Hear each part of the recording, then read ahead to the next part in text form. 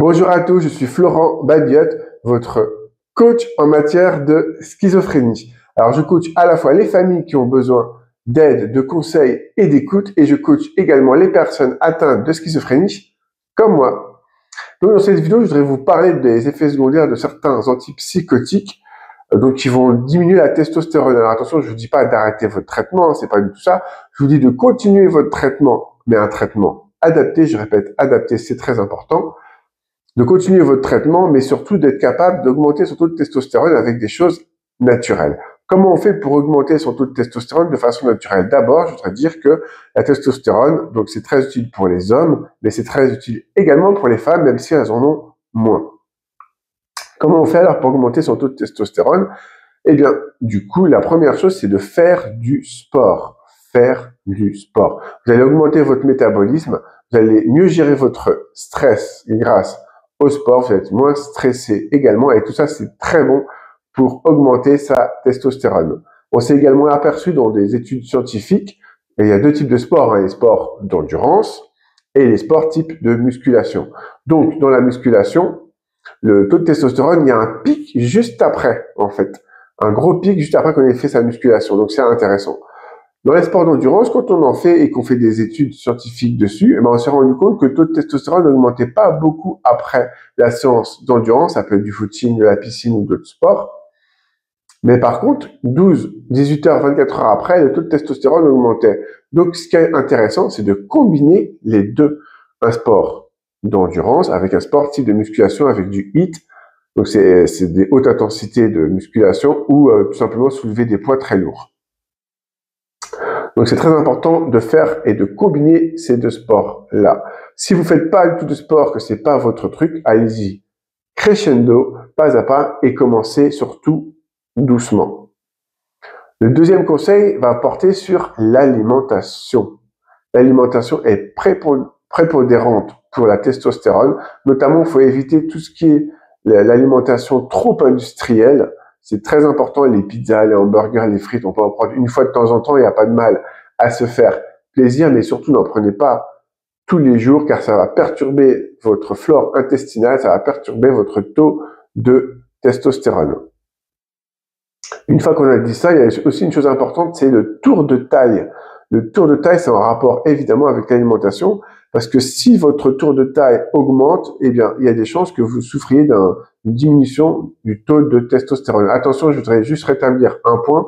Pour être sûr que vous manquez de testostérone, il ne suffit pas d'avoir les symptômes qu'on a cités avant, avec l'irritabilité, la dépression, le fait de voir les choses tout en noir, également le fait de se sentir très fatigué au moindre effort, ben, il faut faire tout simplement 2 prises de sang espacées pour être sûr d'avoir un manque en testostérone. Il ne suffit pas d'avoir ces symptômes-là. Il faut faire les 2 prises de sang de façon espacée parce qu'une prise de sang peut vous donner un taux de testostérone bas et puis une autre, un taux de testostérone plus haut parce que la testostérone, elle fluctue. Donc, c'est important de faire 2 prises de sang espacées et de consulter un médecin si vous avez un doute. Une fois qu'on a dit ça, on peut dire que le tour de taille est très important. Si vous avez un tour de taille trop fort, moi ça m'est arrivé à un moment quand j'avais pris beaucoup de poids d'avoir un tour de taille qui était plus fort, beaucoup plus fort que celui que j'ai maintenant. Et donc du coup je me sentais fatigué assez rapidement et peut-être que j'avais un taux de testostérone qui était en dessous de ce qu'il devait être. Donc j'ai vu une nutritionniste, j'ai fait un rééquilibrage alimentaire et j'ai continué à faire du sport. Pourquoi, si on a un tour de taille qui augmente, c'est mauvais pour la testostérone? Parce qu'il va y avoir une aromatisation de la testostérone, c'est-à-dire que la testostérone va se transformer en oestrogène, qui est une hormone féminine. Donc, c'est important de faire attention à son tour de taille. Comment on fait pour perdre en tour de taille? Vous allez me poser la question, je vous vois déjà venir. Comment on fait pour perdre en tour de taille? On prend beaucoup moins de sucre. Et les sucres, c'est pas juste les sucres en morceaux, les sucres qu'il y a dans les sodas, dans l'alimentation transformée, c'est aussi le riz, les pâtes, le pain. Vous diminuez, voire supprimez c'est trop, et vous diminuez beaucoup ces choses-là et vous allez voir que vous allez perdre en tour de taille. Il y a également une chose qu'il faut savoir si vous voulez perdre en tour de taille, si vous faites du sport, ne prenez pas de sucre juste après avoir fait votre sport. Parce que si vous faites du sport, le réflexe du corps, ça va être pour nourrir les muscles de prendre de l'énergie. Donc, il va transformer la graisse que vous avez au niveau du ventre en sucre, d'accord? En énergie, en tout cas, pour le corps. plutôt, je m'exprime mal, en énergie pour le corps. Mais du coup, si vous lui apportez du sucre, il n'aura pas besoin d'aller taper dans les graisses. Parce que ce qu'il faut savoir, c'est que on pense souvent qu'il faut diminuer le gras pour, tout ce qui est matière grasse pour perdre en tour de taille. En fait, c'est le sucre qu'il faut diminuer. Alors oui, les matières grasses ne sont pas bonnes, mais c'est d'abord le sucre qu'il faut diminuer. Pourquoi? Parce que dans la journée, quand le corps il a son taux de sucre normal, quand il a tout ce qu'il lui faut pour fonctionner normalement, eh bien, si vous lui apportez plus de sucre, qu'est-ce qu'il va faire? Vu qu'il n'en a pas besoin, il va le stocker dans le ventre. D'accord? Donc, c'est important de prendre beaucoup moins de sucre. Si vous voulez perdre en tour de taille, prenez moins de sucre.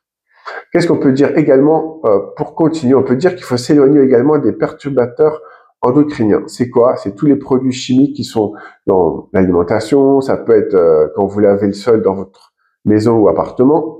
Donc, il faut aérer le plus possible votre appartement, votre maison, car ça va vous permettre de respirer mieux et d'évacuer un peu tous ces perturbateurs endocriniens. Le fait de faire des balades à la forêt au bord de la mer, ça va vous permettre également de vous éloigner de tous ces perturbateurs endocriniens. Pourquoi? Parce qu'en fait, eux, ce qu'ils font, c'est qu'ils vont perturber les hormones et donc perturber également la testostérone. Ils vont envoyer des faux signaux au corps. Donc vraiment, c'est important. Pourquoi c'est très important? Et c'est vrai qu'il y a des gens qui me disent, oui, mais je me promène, par exemple, dans les champs. Mais vous savez pas, dans les champs, ce qu'ils ont utilisé les agriculteurs comme produits. Alors peut-être ils utilisent des produits sains, mais peut-être pas. Alors que si vous êtes dans la forêt avec les arbres qui font tout un travail spécifique de dépollution de l'oxygène, et si vous allez au bord de la mer, il y a moins de chances que ce soit beaucoup contaminé. Donc éloignez-vous des perturbateurs endocriniens.